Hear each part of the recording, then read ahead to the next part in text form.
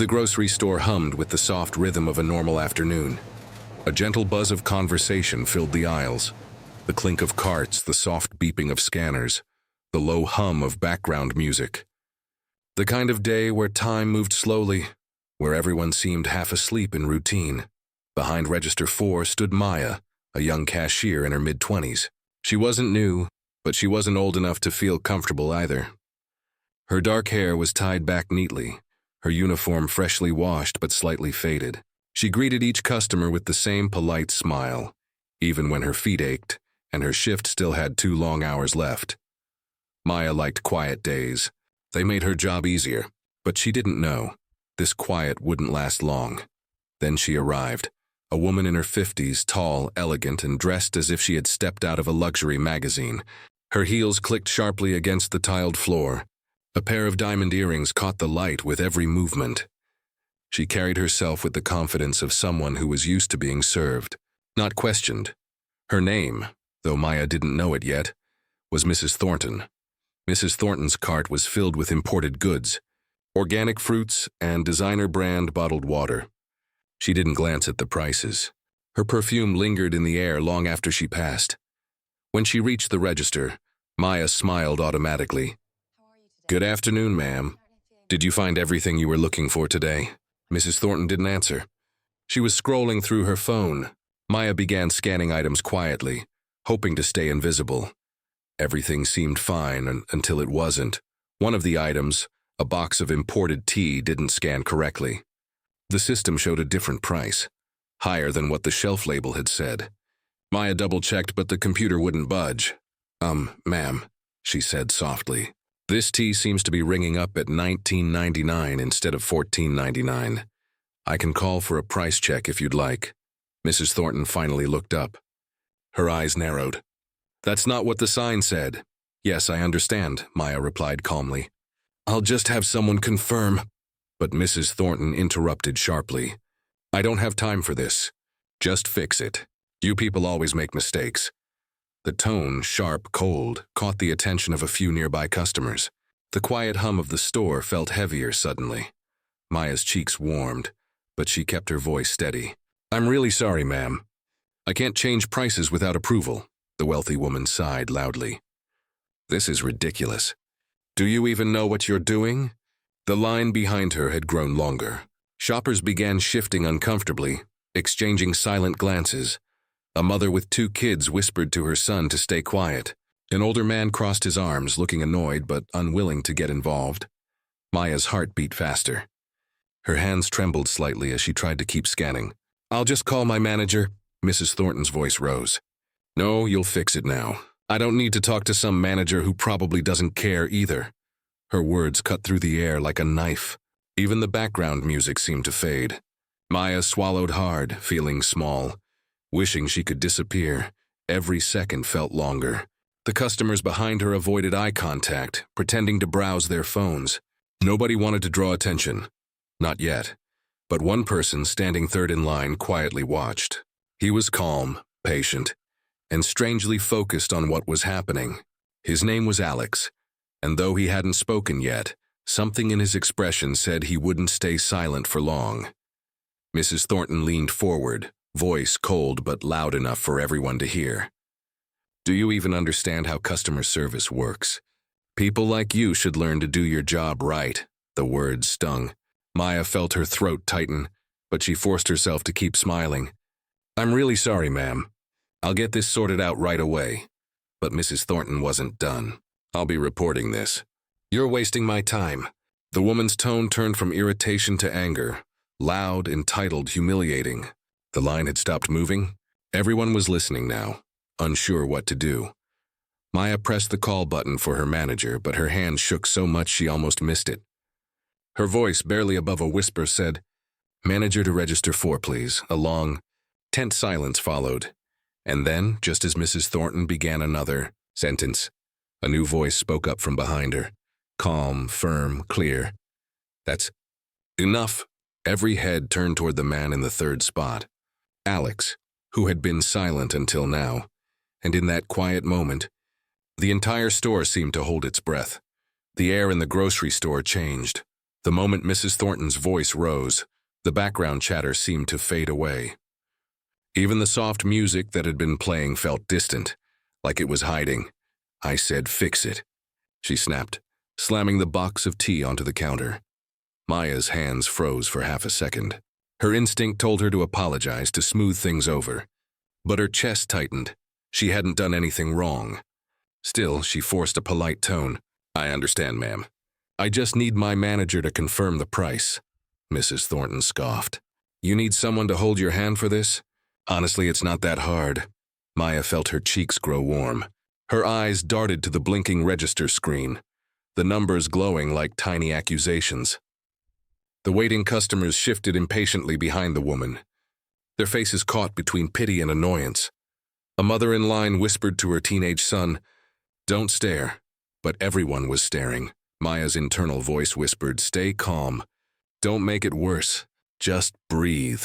She took a deep breath and tried again, her tone gentle. "I'm sorry for the delay, ma'am. It'll just take a moment." Mrs. Thornton cut her off. "You keep saying that? You're wasting my time." The words struck like tiny slaps. The peaceful rhythm of the store had shattered. Maya stood behind the counter, trapped, cornered by the register, the line, and the glares. She had nowhere to go. Mrs. Thornton, in contrast, stood tall and free, her confidence like armor. The contrast was painful.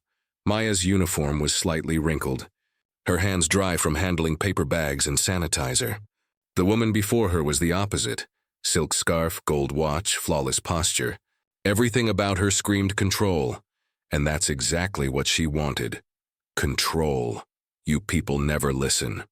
Mrs. Thornton muttered loudly, as if the entire store needed to hear her frustration. "No wonder things are such a mess around here." Maya's lips parted slightly, but she didn't speak. She could feel her heart pounding, her body instinctively shrinking inward. Her fingers tightened around the receipt in her hand. Inside her head, "It's okay. She'll calm down soon. Just keep smiling." But the smile felt heavy now, forced, more a mask than a gesture. The line grew longer. The customers were restless, shifting bags, checking watches, pretending to be absorbed in their phones. Nobody spoke up. Nobody made eye contact. The silence wasn't empty. It was full of fear, full of hesitation. Everyone knew this was wrong, but no one wanted to become the next target.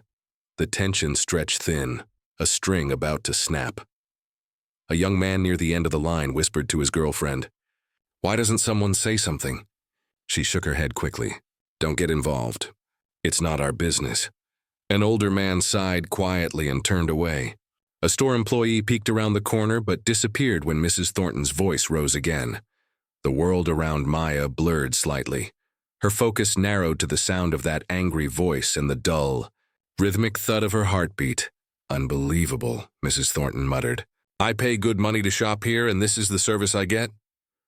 Maya blinked hard, forcing herself to stay grounded. Her throat ached. "I'm really sorry, ma'am. My manager should be here any second." "Maybe your manager should train you better," the woman hissed. Her words were venom wrapped in silk. Maya forced another smile, though her eyes glistened slightly. "Don't cry, not here. Don't let her win." But it was getting harder to keep that promise. The store manager's voice finally crackled over the intercom. "Manager to register 4. Maya exhaled softly in relief, but it came too late. Mrs. Thornton snapped her fingers, snatching the receipt from Maya's hand. "What kind of place hires people like you?" she said, her voice sharp, echoing off the glass doors nearby. "Can you even read properly? It's not that difficult to type a number?" A hush fell over the store. The insult hung in the air, heavy and humiliating. Maya's eyes burned. She wanted to disappear into the floor. Her voice trembled when she spoke. "Ma'am, please don't." "Don't what?" the woman interrupted. "Don't tell the truth?" Maya flinched. Her fingers gripped the counter. She could feel the weight of every stare. Dozens of silent witnesses frozen in discomfort. Then came the final blow. Mrs. Thornton tossed the crumpled receipt toward her, and it hit the counter before falling to the floor. "There, maybe that's more your level." Gasps echoed softly around them. A few customers muttered under their breath. The air felt thick now. Shame, anger, and disbelief mixed together. Maya bent down quietly, picked up the paper, and placed it neatly beside the register. Her hands trembled, but she didn't say a word. Inside, her thoughts whispered over and over, "Don't cry." "Not here. Just end the transaction. Please, just end it," but Mrs. Thornton wasn't finished. "Next time, maybe hire someone with basic competence," she said loudly, as if the entire store was her audience. That was the moment when something inside Maya, and in the crowd, began to shift. The silence after those words wasn't empty. It was the silence before something broke. From the back of the line came a sound, soft at first, then firm. A man's voice. Calm, steady, and controlled. That's enough. The words weren't shouted. They didn't need to be. They carried weight, quiet authority that cut through the tension like light through fog. Everyone turned. It was Alex, the man who had been standing silently a few people back. His expression was calm, but his eyes were sharp with disapproval. Mrs. Thornton froze mid-motion, her hand still resting on her designer handbag. "Excuse me," she said, her tone dripping with disbelief. Alex didn't raise his voice. "I said that's enough. You've made your point. You don't need to humiliate her." The crowd was utterly still, all eyes on them now. Mrs. Thornton blinked, taken aback by the interruption. "Who do you think you are?" she snapped. "This doesn't concern you." Alex tilted his head slightly. "It does when someone's being treated like that in front of everyone." Maya stared at him, stunned. For a moment, she forgot about the receipt, the register, even the stares. Someone had spoken. Someone had seen her. The tension that had suffocated the air suddenly felt fragile, as if one more breath could shatter it completely. The store was silent again. But it wasn't the same kind of silence as before. This time it carried something new. Courage. The crowd began to shift. Subtle nods of approval, small murmurs of agreement. A few people stood a little straighter, and as Alex stepped closer, meeting Mrs. Thornton's glare with calm steadiness, the power dynamic that had ruled the moment began to crumble. Mrs. Thornton's face flushed red, not from pride, but from embarrassment. She opened her mouth to reply, but for the first time her words didn't come easily. Maya's heart pounded, her breath hitched. For the first time in minutes she felt air fill her lungs again. And as she looked at the man who had just spoken up, one thought echoed in her mind. Quiet, fragile, and grateful. Someone finally said it. The words, "That's enough," echoed like a sudden break in a storm. Every sound, the rustle of bags, the hum of refrigeration units, the faint music overhead, seemed to pause. For a moment, nobody moved. Even Mrs. Thornton froze, her lips parting in disbelief. The man who had spoken, Alex, was tall but unassuming. His clothes were plain, jeans, a gray jacket, nothing remarkable. Yet his presence carried quiet authority, the kind of calm that doesn't shout but demands to be heard. He took a single step forward, his expression firm but kind. "Ma'am," he said again, steady and clear, "that's enough." Maya's eyes flicked toward him, uncertain. Her heart was still racing, but something in his voice, that low, even tone, made her breathing slow. Mrs. Thornton turned sharply, her diamond earrings catching the light. "Excuse me," she demanded. "Who do you think you are?" Alex didn't flinch. Someone who's tired of watching people get treated like they don't matter. The silence stretched thin again. But this time it wasn't fearful. It was electric. Mrs. Thornton crossed her arms, her chin raised. "I'm the customer here," she said, her voice sharp, defensive. "I have every right to speak up when someone messes up." Alex nodded slightly. "You're absolutely right," he said calmly. "You do have that right." He paused, letting the words settle before continuing. "But having a right doesn't mean it's right to use it to hurt someone." Her eyes narrowed. "Oh, please. Don't be dramatic." Alex's tone didn't change. "You're yelling at someone who's doing her job. You don't have to like the mistake, but humiliating her isn't helping anyone." Maya's eyes darted between them, unsure whether to intervene or stay silent. She felt both relief and fear. Relief that someone was standing up for her, fear that it might make things worse. Inside, her thoughts raced. What if this gets out of hand? What if he gets in trouble too? But Alex's calmness seemed unshakable. His presence, like a rock in a raging tide, began to steady the air around them. Mrs. Thornton's lip curled slightly. "You have no idea what you're talking about." Do you even work here? He shook his head. No, just another customer. Then mind your business. He met her glare steady. It is my business when someone's being mistreated in public. We all share this space. A soft murmur ran through the crowd. Small, uncertain nods of agreement. For the first time, Mrs. Thornton looked uncertain. The bystanders, who had stood frozen in silence moments before, now began to shift. Something was changing, subtle but powerful. The mother with 2 kids whispered, "Good for him." The older man who'd turned away earlier now stood a little taller, his arms unfolding. Even the employee who had hidden behind the aisle stepped forward, pretending to organize a nearby shelf but staying close enough to watch. The crowd's energy transformed from avoidance to quiet solidarity. Alex noticed it too. He wasn't trying to cause a scene. He was trying to remind everyone what humanity looked like.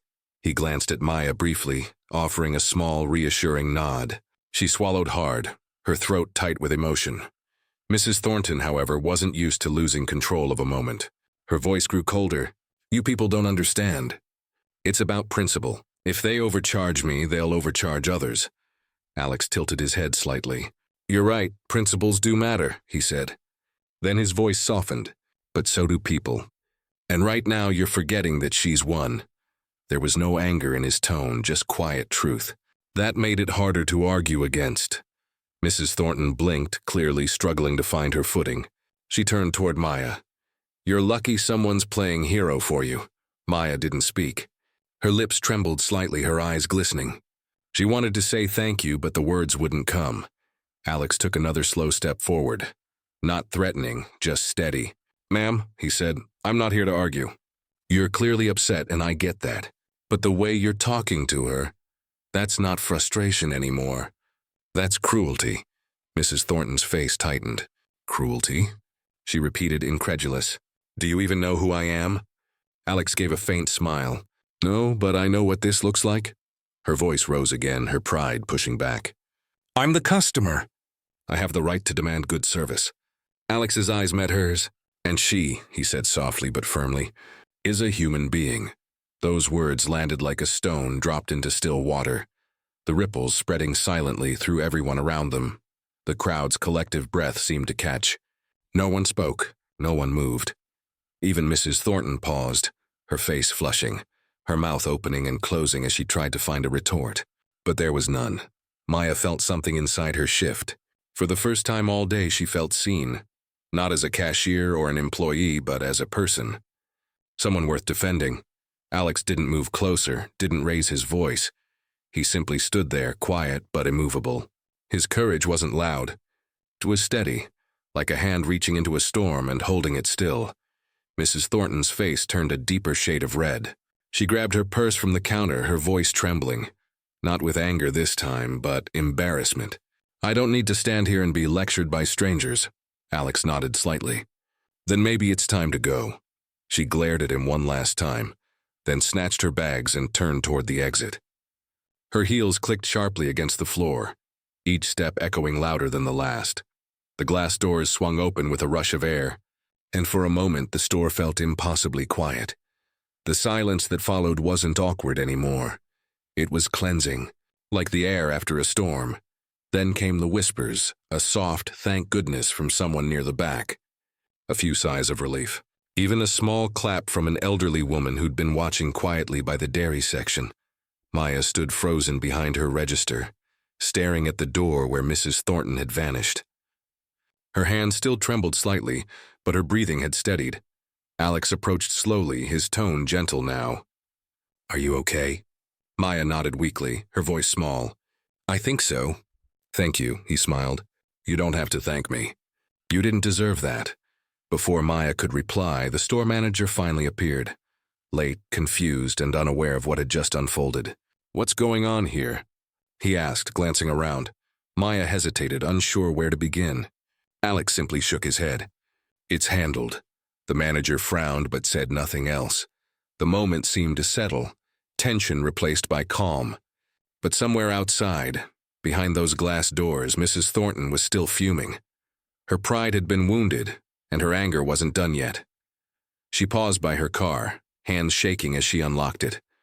The reflection of the store window caught her face. Angry, embarrassed, confused, she whispered under her breath, "No one talks to me like that." And with that, she slammed the door, the sound echoing faintly through the parking lot. Inside the store, Maya exhaled, finally allowing herself to feel the weight of everything. The tears she had been holding back slipped silently down her cheeks. Alex gave her a small nod. Not pity, but quiet respect. He turned toward the exit, leaving her with the simple reminder that sometimes one voice, calm, firm, human, is enough to change everything. The automatic doors slid shut behind him. But the story wasn't over yet, because Mrs. Thornton's anger was only beginning to take shape. The automatic doors closed behind Mrs. Thornton with a soft hiss, leaving behind an unnatural quiet. The store, moments ago charged with tension, now felt hollow, like the air had been sucked out of it. Maya stood motionless at her register. The receipt still lay crumpled beside the scanner, her hands trembling slightly as she reached to smooth it out. The hum of the fluorescent lights returned. The beeping of distant registers started again. But for Maya, everything still felt muted, distant, blurred. Her throat tightened. She blinked quickly, but the tears wouldn't stay down this time. One slipped free, rolling down her cheek and landing silently on the counter. She quickly wiped it away, glancing around to make sure no one saw. But a few customers still looked her way, not judgmental, not mocking, just soft, uncertain. The elderly woman who'd clapped earlier gave her a small nod before moving on. A quiet act of solidarity. The manager finally arrived, late and slightly out of breath. "Maya, what happened?" he asked, scanning the area with confusion. Maya hesitated, then simply said, "Just a customer issue." "It's fine now." The manager frowned, clearly unsure. "She didn't cause a scene, did she?" Maya forced a faint smile. "No, sir. It's all handled." He nodded, already distracted, glancing at his watch. "All right, just make sure to call sooner next time." And with that, he walked away. Maya watched him go, the distance in his tone heavier than the noise from before. She felt invisible again. Only this time it hurt more. The crowd slowly returned to its rhythm. Carts rolled, plastic bags rustled, and conversations picked up as if nothing had happened. But Maya still stood there, hands resting on the edge of the counter, her heartbeat slow and heavy. Alex remained nearby, leaning against the side of the counter, watching quietly. "He hadn't left yet, you okay?" he asked gently. Maya swallowed hard before answering. "Yeah, I think so." Her voice was small, shaky. "I'm sorry you had to see that." Alex shook his head. "You don't have anything to be sorry for." She forced a faint laugh, one that didn't reach her eyes. "It's just part of the job, I guess." "No," he said, his voice firm but kind. "That wasn't part of your job. That was cruelty, and you didn't deserve it." "No one does." The sincerity in his tone cracked something inside her. For hours, days, maybe even weeks, she'd been holding herself together, smiling through exhaustion, brushing off comments, swallowing her emotions. But now, under the weight of kindness, it all came undone. Her shoulders trembled and the tears came quietly. Not loud, not dramatic, just real. "I try so hard," she whispered, barely audible. "I really do." Alex didn't speak. He didn't try to fix it. He just stayed, calm, silent, present. And for the first time all day, Maya didn't feel alone. After a long moment, Maya finally took a deep breath and wiped her cheeks. "I'm sorry," she said softly, embarrassed by her tears. Alex gave a small, understanding smile. "Don't apologize for being human." She looked down, fiddling with the edge of the receipt. "This kind of thing. It happens more than you'd think." He frowned slightly. "People treat you like that often." She hesitated, then nodded. "Not always that bad, but yeah. Some people think because we wear uniforms, we're less. Like we don't have feelings or lives outside this store." Her voice broke slightly, but she steadied herself. "You learn to stay quiet, smile, move on. It's easier that way." Alex's expression softened. "But it shouldn't have to be." Maya gave a small, sad smile. "I know, but if I get angry, I could lose my job. And I can't afford that." Her words hung in the air, not as a complaint, but as truth.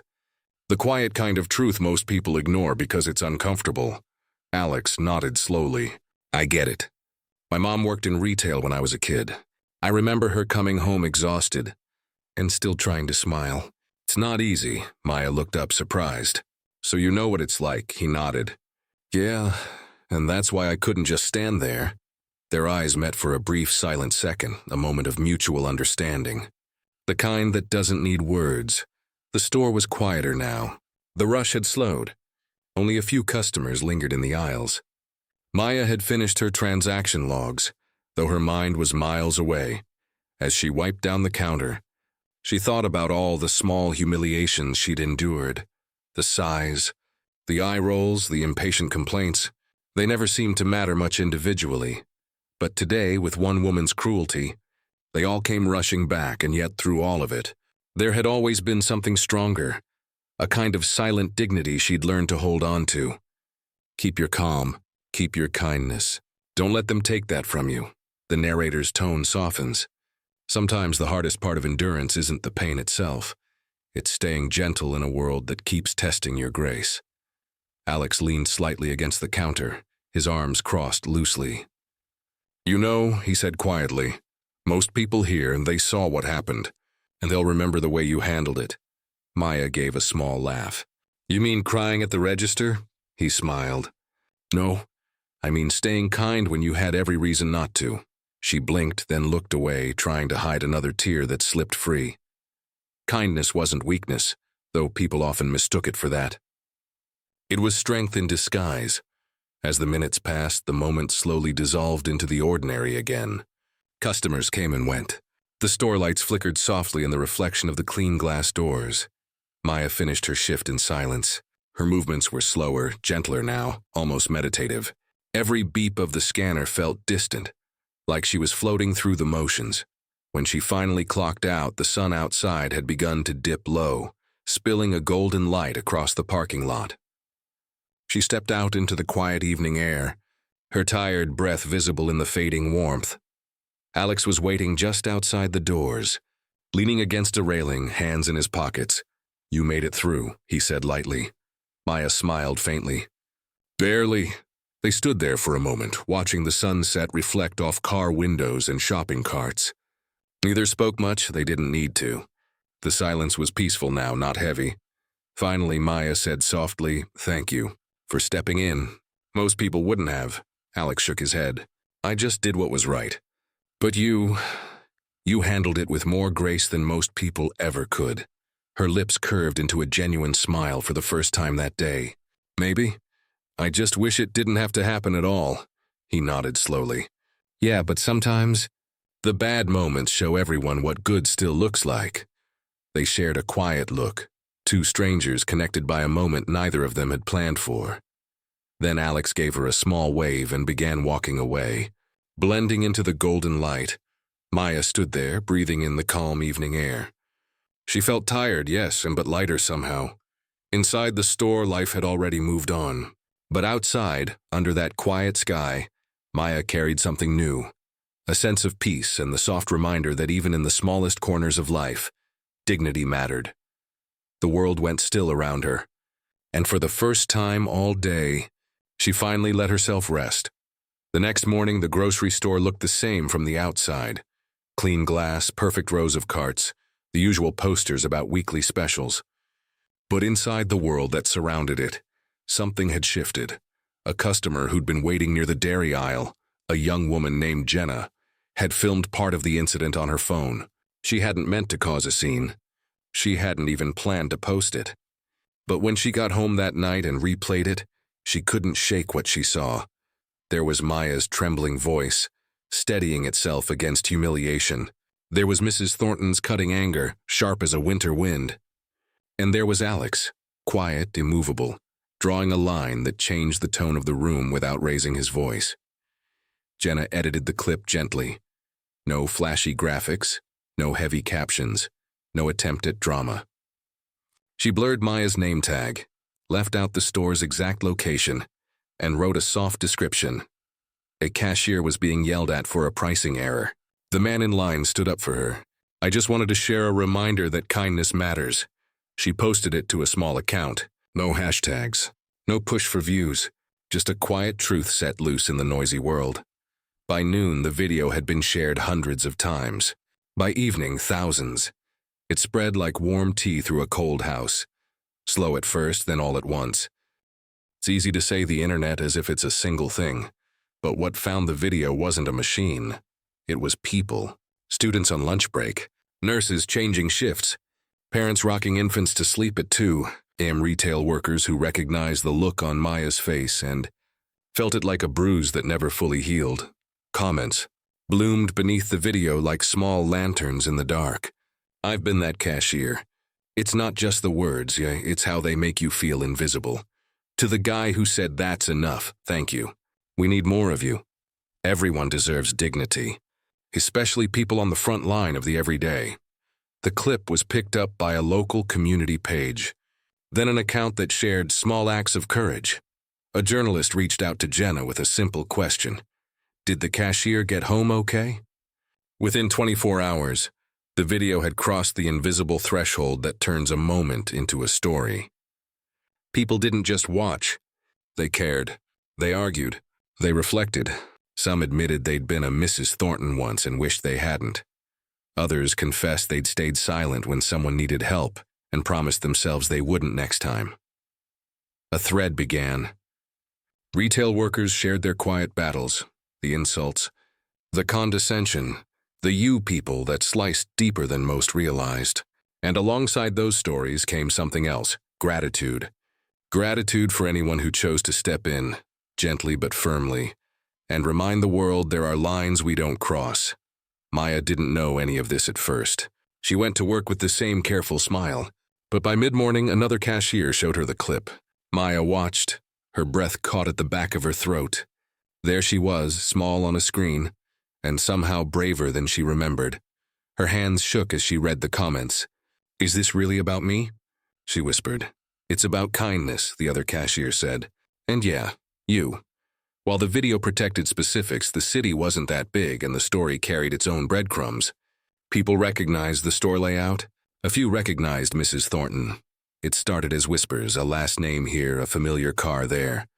Then someone posted a photo from a charity gala. Mrs. Thornton in a silver dress smiling for the cameras. A local blog raised the question of accountability. If a person behaves badly in public, what does it mean when that behavior follows them? Mrs. Thornton's inbox filled with messages, some angry, some pleading, a few cruel in ways that mirrored her own cruelty. Her business saw negative reviews. A board she sat on announced a review of conduct expectations. The world that had always welcomed her now asked questions before opening its doors. For the first time in a long time, Mrs. Thornton felt small. She scrolled the comments late into the night, cheeks hot, chest tight. This wasn't supposed to happen to me, she told herself, a phrase that felt suddenly thin and childish. She thought about her son, the way he'd looked at her the last time she'd scolded a barista for getting her latte wrong. She thought about the cashier whose name she never bothered to read, and she thought about the man who had said, "She's a human being," as if he could see right through her anger to the brittle loneliness underneath. The internet didn't cancel her. It confronted her. The difference mattered. It wasn't a mob. It was a mirror. What she saw in it was not flattering. And still, beyond the noise, the heart of the story kept glowing like a small light. A worker had been mistreated. A stranger had intervened. Community had chosen to care. The store manager called Maya into the small office near the employee lounge. He looked awkward in the cramped room, like a person who'd stepped into a confession booth by accident. "I saw the video," he said, tapping his screen nervously. "We're issuing a statement on behalf of the store. We stand with our employees.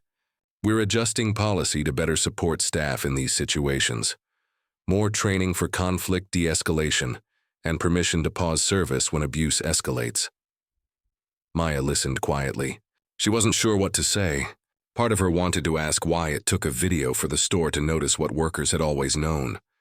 Another part just felt tired, but there was something sincere in his voice, like he finally saw the gap between policy and people. When she returned to her register, the kindness arrived in small, bright bundles. A woman placed a handwritten note by the scanner. You matter.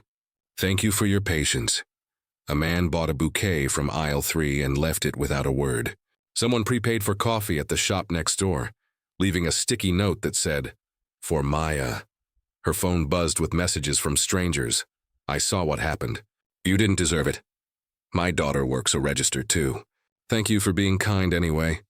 If no one's told you today, you're doing a great job. It overwhelmed her, in the gentlest way. The attention felt both heavy and weightless, like carrying a blanket that somehow warmed instead of burdened. She cried at her locker quietly and laughed with the other cashiers between customers. For the first time since the incident, the tears didn't feel like defeat. They felt like relief. Alex had tried to disappear back into ordinary life. He went to work, answered emails, ate leftovers, and told himself the video would pass. But his phone wouldn't stop buzzing. A local station called, then a podcast, then a national morning show that promised just a few minutes about everyday courage. He almost said no to all of it. But then he remembered Maya's hands shaking over the register and the way the room had changed when someone finally said, That's enough. He agreed to one interview, a small community station with a host who sounded like the city itself. Warm, curious, unpolished in the best way. The camera light blinked red. The host leaned forward. So Alex, everyone's calling you a hero. What do you want people to know? Alex looked down for a moment, then back up, steady. I'm not a hero, he said softly. I just did what anyone should do. It doesn't take much to say, hey, this isn't okay. You don't have to be brave. You just have to be human. The clip of that answer traveled almost as fast as the original video. People shared it with captions like, teach this in schools and more of this. Please. Not because the sentence was dazzling, but because it was simple. A reminder that courage is sometimes just empathy with a spine. Commentators talked about power dynamics.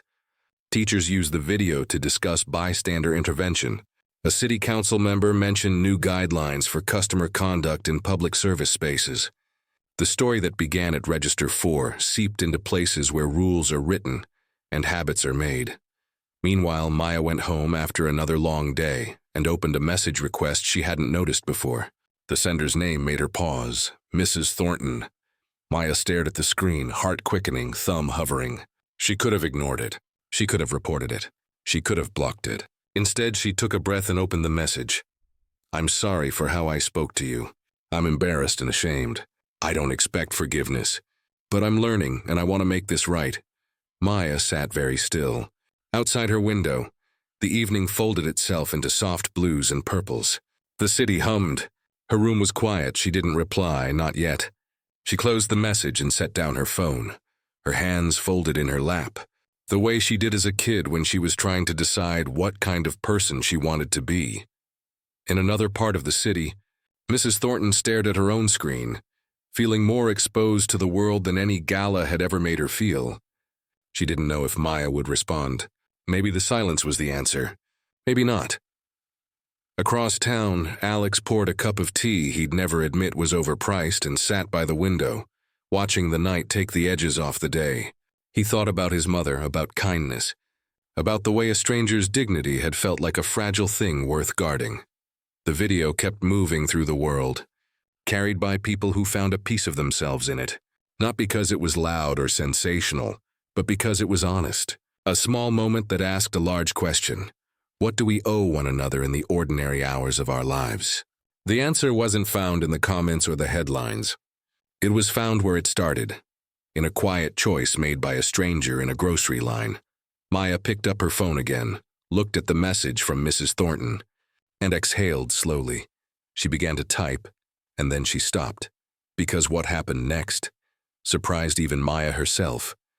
Maya stared at her phone long after the screen dimmed, the faint glow fading into her reflection. The message from Mrs. Thornton, the woman who had humiliated her, still sat there, unread again, like a weight she couldn't lift or throw away. I'm sorry for how I spoke to you. I'm embarrassed and ashamed. I don't expect forgiveness. But I'm learning, and I want to make this right.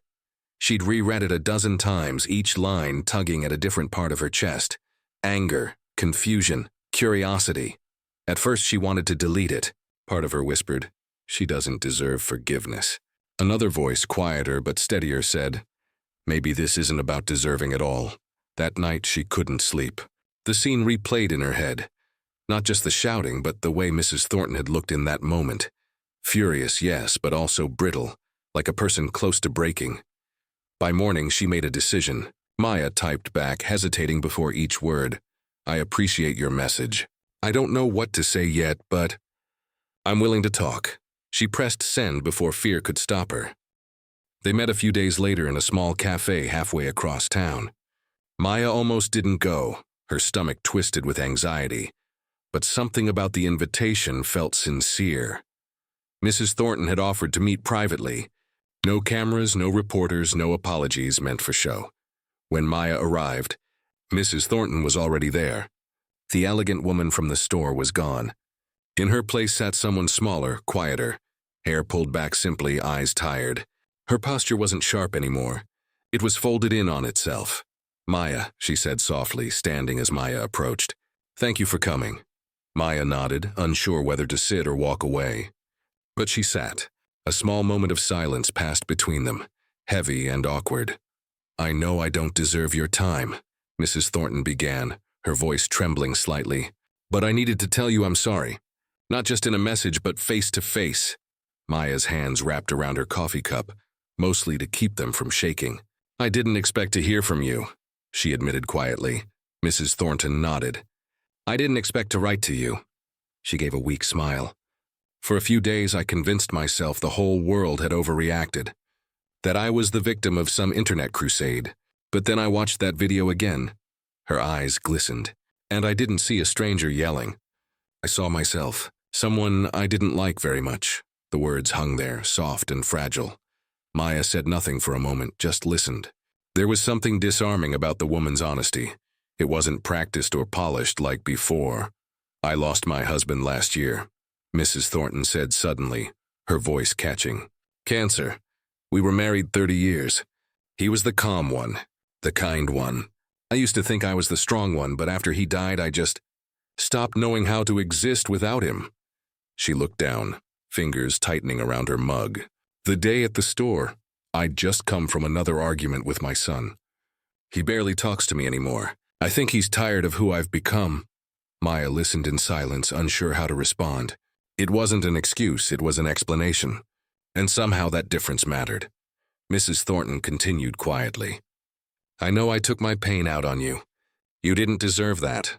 You were just doing your job, and I treated you like the world owed me something for what I'd lost. She looked up, meeting Maya's gaze.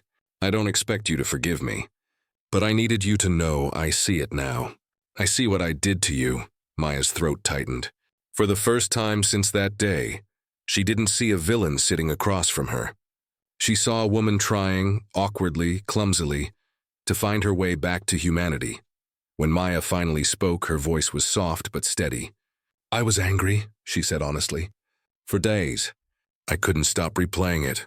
Every word. Every look, Mrs. Thornton nodded, eyes low. You should be angry. But then, Maya continued, I started thinking about how you looked that day. You didn't seem angry the way some people are when they want to hurt someone. You looked lost. Like someone who just didn't know what to do with the world anymore. Mrs. Thornton's lip trembled. She didn't speak, just nodded. Maya continued, her voice trembling slightly. When people are cruel, it sticks to us. We carry it. But lately I've been thinking maybe it also sticks to them. Maybe it eats at them even if they don't admit it.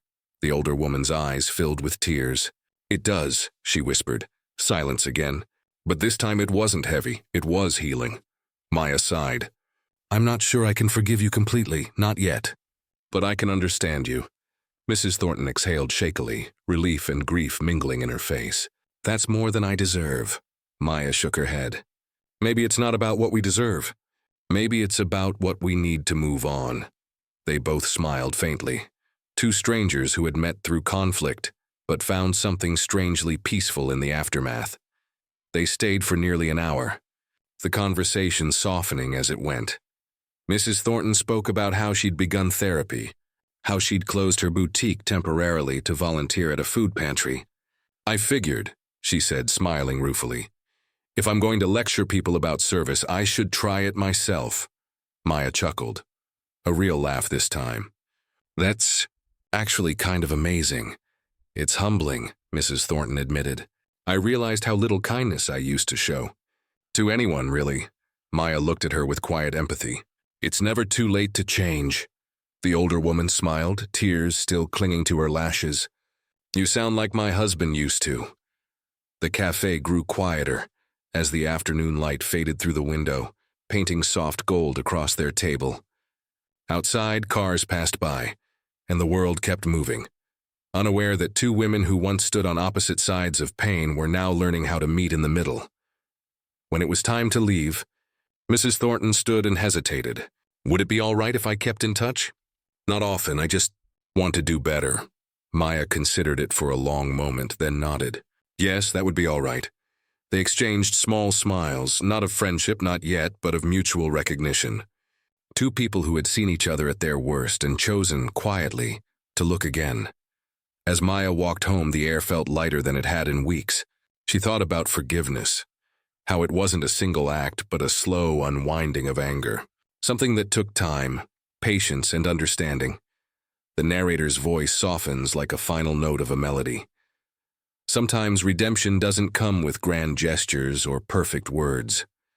Sometimes it arrives in silence, two people sitting across from each other, realizing that beneath the hurt, they were both just human.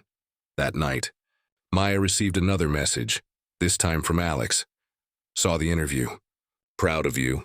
The world could use more people like you. She smiled quietly, typing back a simple reply.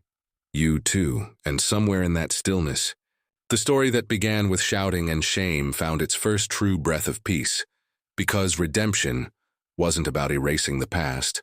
It was about choosing what kind of person you'd be next.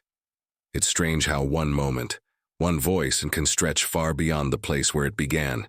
The grocery store had long returned to normal. The aisles were restocked, the lights hummed softly, and customers once again passed through without a thought. Yet beneath the ordinary rhythm of that space, something invisible had changed. The employees noticed it first. The glances they exchanged when things got tense, the quiet nods of encouragement, small signs of solidarity.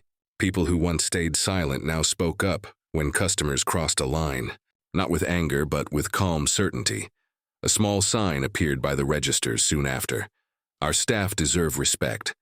Please be kind, it wasn't corporate policy.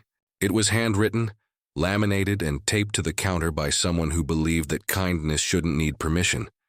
That's how it always begins. Not with noise, but with ripples. Ripples made by quiet voices that refused to disappear. Maya didn't become famous, though people recognized her from the video now and then. Some called her the brave cashier. Others simply smiled when they saw her badge. But to Maya, the real victory wasn't in being noticed. It was in being seen. A few months after the incident, the store's regional manager visited. They talked privately for a while, and soon after, a new title appeared beside her name tag, Shift Supervisor. It wasn't about authority, it was about trust. Maya began training new employees, teaching them not just how to scan items or balance drawers, but how to stay calm under pressure, how to treat everyone with respect, including themselves. She often repeated one line, something Alex had said that day. You don't have to be brave. You just have to be human. Her co-workers listened not because she spoke loudly, but because she spoke honestly. Maya had learned that true confidence wasn't the absence of fear. It was the choice to stay gentle, even when the world wasn't. At night, she'd sometimes replay that day in her mind, not to relive it, but to remember how far she'd come. She no longer saw herself as the girl trembling behind a register. She saw herself as someone who had faced cruelty and still chosen grace. As for Alex, he faded quietly from the headlines just as he preferred. The media tried to follow up, to turn him into a symbol, a brand, a cause, but he politely declined every new interview. He went back to his job, his routines, his small apartment with its unwatered plants and creaky chair by the window. To him, it had never been about attention. He'd stepped in because it felt wrong not to. Because something in his upbringing, in his bones, told him that silence can be its own form of harm. One evening, As he walked past the grocery store again, he saw the handwritten sign at the register. "Please be kind." He smiled faintly and kept walking, hands in his pockets, head low against the cool wind. Heroes don't always wear capes, he thought. Most of them just go home after doing the right thing. Human behavior is complex. People like Mrs. Thornton remind us that cruelty often hides pain. People like Maya remind us that grace is not weakness. And people like Alex remind us that courage doesn't need applause to matter. The story became a quiet lesson in empathy, shared in classrooms, discussed in workplaces, whispered between parents and children. Not because it was dramatic, but because it was real. It reminded people that change doesn't start with systems or speeches. It starts with one person who chooses compassion over comfort. Every small act of courage, every calm voice that stands up to injustice, creates ripples that move through the world. You might not see where they end, but they keep traveling, softly shaping the places they touch. And perhaps that's what the story was always meant to be. Not a spectacle, but a mirror that asks each of us a quiet question. What will you do the next time you see something that isn't right? Because the answer to that question, whispered or shouted, is what defines who we are when no one's watching. Months later, Maya and Mrs. Thornton crossed paths again, not in a store, but at a community event for small businesses and charities. The encounter was brief. Mrs. Thornton approached slowly, unsure, but Maya smiled first. There were no grand speeches, no tears, no apologies left to give. Just a simple nod of mutual understanding. Two people who had learned, changed, and grown. They didn't need words. The silence said enough. Afterward, as Maya walked home under the evening sky, she thought about how far a single moment had traveled.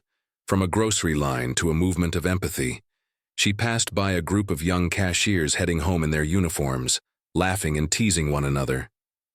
One of them noticed her and said softly, "Hey, you're the one from that video, right?" "You're the reason my manager changed the store policy." Maya smiled. "I didn't change it," she said. "We all did." They grinned and waved as they walked away. And as she continued down the quiet street, Maya realized something. The story was no longer hers alone. It belonged to everyone who believed kindness could still matter in a loud, impatient world. The narrator closes with warmth. Sometimes, it only takes one voice to remind the world what respect looks like. Not the loudest, not the strongest, just the one brave enough to speak when silence feels easier. The sun dipped low, painting the sky with soft streaks of orange and rose. The day was ending, but its echo lingered, gentle, persistent, eternal. Because courage, like kindness, doesn't fade. It ripples quietly, endlessly, through every life it touches. Several months passed. The world had moved on, as it always does. But inside the grocery store on Maple Avenue, a quiet transformation had taken root. Maya stood at Register 4 again, not as a cashier, but as a trainer. A small nameplate on her vest read, "Supervisor." Her posture was different now. Calm, grounded, sure of herself. A new hire fumbled nervously with the scanner, and Maya smiled gently. "Take your time," she said. "People are more forgiving than you think. And if they're not, that's on them, not you." The trainee nodded, visibly relieved. Maya's tone was kind, steady, the same tone she once longed to hear from someone else. Across the store, the same sign still hung above the registers. "Please be kind. Everyone's doing their best." It was late afternoon when Maya saw her again, Mrs. Thornton. She was in line 3, holding a basket with only a few items: tea, bread, and fruit. Her clothes were simple this time, her face softer. She waited patiently, chatting politely with the cashier. No phone, no sighs, no sharp words. Maya watched quietly from her station. For a moment, the world seemed to slow. Two lives crossing again. Not as enemies, but as people who had learned something from each other. When Mrs. Thornton looked up and met Maya's eyes, recognition flickered. A faint, knowing smile passed between them. No apology, no speech. Just peace. Sometimes the most profound forgiveness happens without a single word. Later that week, as Maya was leaving her shift, she saw a familiar figure by the exit. Alex, holding a paper cup of coffee, Waiting by the door. Hey, he said, smiling. Thought I'd check in on my favorite grocery store hero. Maya laughed softly. I told you, I'm not a hero. Maybe not, Alex said, but you remind people that good still exists. That's close enough. They stood there for a moment, watching the evening light spill across the parking lot. Cars passed. Laughter drifted from somewhere nearby, and the world kept spinning. Fast, loud, indifferent. But inside that small moment, everything felt still. Thank you, Maya said quietly. Alex smiled. No, thank you. He left soon after, disappearing again into the rhythm of ordinary life, just as quietly as he had entered hers. As the doors slid shut behind him, Maya looked around the store one last time before heading home. New faces, new beginnings, the same hum of everyday life.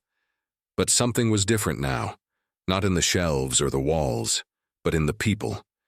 A softness lingered, a patience that hadn't been there before, and maybe that was enough. The narrator's voice fades into calm reflection. In a world that moves too fast to care, sometimes one small act of courage reminds us all that kindness still exists. The camera would pull back here, soft music rising, the golden light of sunset spilling across polished floors and smiling faces. Because the world hadn't become perfect, it had simply become better, and sometimes that's all the change we need.